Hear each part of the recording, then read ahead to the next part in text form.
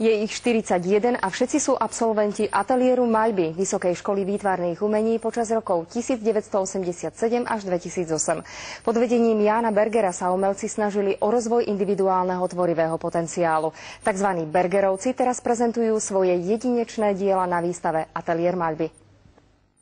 Výstava vznikla pri príležitosti ukončenia pedagogickej činnosti profesora Jána Bergera na VŠVU, kde pôsobil 20 rokov. So svojimi žiakmi pokračoval v tradícii kedysi existujúceho ateliéru komornej maľby.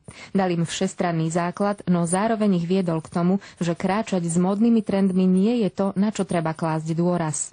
Toto je niečo, čo nechcelo pokračovať v nejakých smerovaniach francúzskeho maliarstva alebo veľkého dedičstva ešte Vily Nováka a Jana Mudrocha, ale určite to malo nejakú príbuznosť. Mal som na mysli predovšetkým kontinuitu maľby. Bergerovci podľa kurátorky navrátili maľbe status, ktorý sa v porevolučných časoch vytratil. Remeselná stránka ako by sa vypúšťala v prospech takej ideovej skôr.